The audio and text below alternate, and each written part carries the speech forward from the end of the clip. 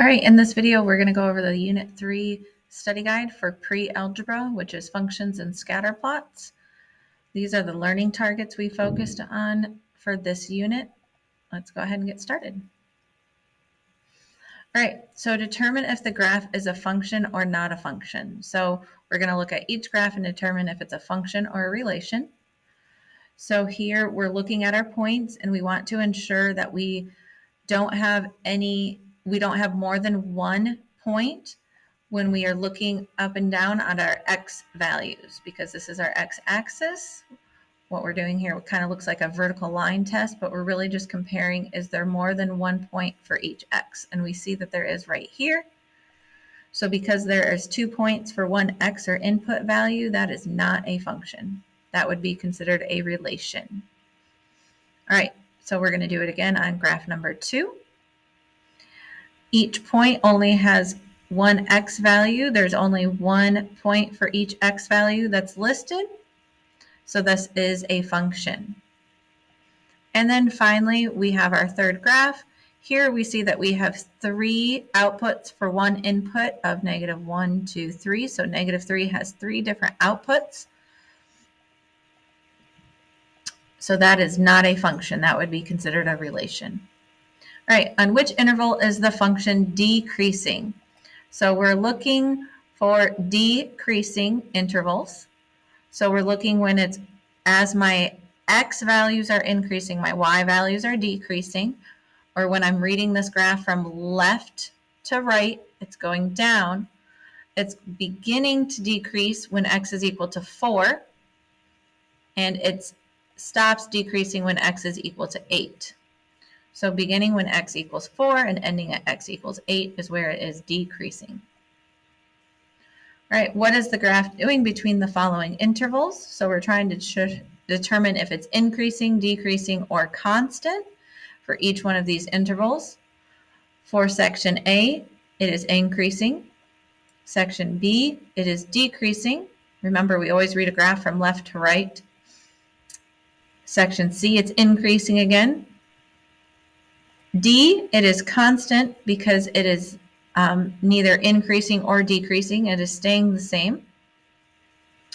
And then E, it is increasing again. All right, create a scatter plot or line plot. So here we have a set of data. Determine whether a line plot or scatter plot would be the most appropriate way to display this data. So it looks like we have hours watching TV and we have our grades. So we're going to plot these points. If you watch 1 hour of TV, your grade is a 95. If you watch 2 hours of TV, you have an 85. 3 hours of TV, you have an 80. I think that was 4, sorry. 6 hours of TV, 10. 5 hours, 50. 3 hours, 70. So when I created this scatter plot, you'll notice that it is not something that we are comparing that is changing over time. This is 2 separate pieces of data, your grade and the hours you were watching TV. It is not comparing how it is changing over time. So this would be a scatter plot question. So this is a scatter plot that we created. This is the matching scatter plot to it. A line graph would not be appropriate. So Kayla wants to construct a display to represent her daughter's height each year. So as her daughter is getting older each year, what is happening to her growth? What would be the most appropriate and why? A line graph, because it shows a trend over time. So if you are tracking something and how it's changing over time, whether it be 1 day, 1 year, you are looking at a line graph. Okay, there is a blank association between the number of items purchased and the total money spent. Because of the number of items blank, the total spent blank. So we're going to first see if we can draw a line, and this data is following a linear pattern, and this is increasing. So as we go from left to right, it looks like we are going uphill. So that is a positive association between the number of items purchased. So as the number of items is increasing, as these values are increasing, the total money spent is also increasing. And that's what happens when you have a positive association. As one increases, the other increases.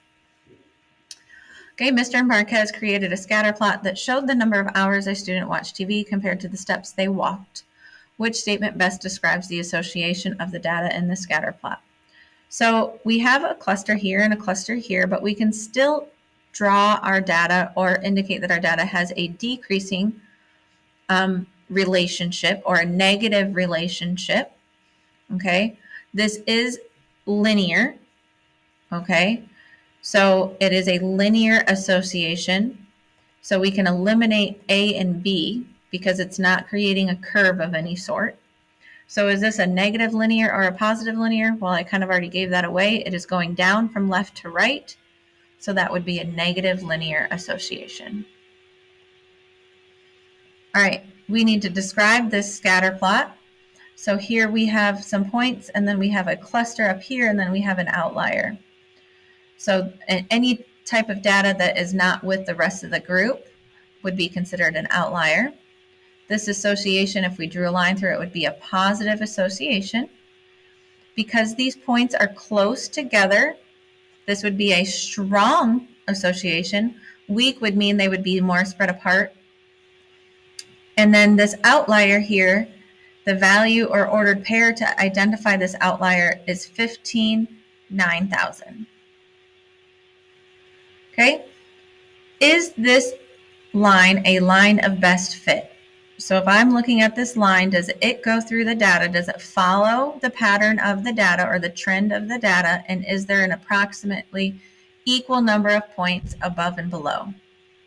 Yes, it does. And yes, it's a good fit. And it's because approximately half the points lie on either side of the line. Is this a good trend line? So if I looked at this data and I saw this trend line, is this a good trend line? No. And that's because there is not an equal amount of data points above and below the line. So make sure that your trend line is appropriate for the data and it's going through the middle so that you have the same amount of data on both sides. All right, that's it. I hope you are successful on tomorrow's test.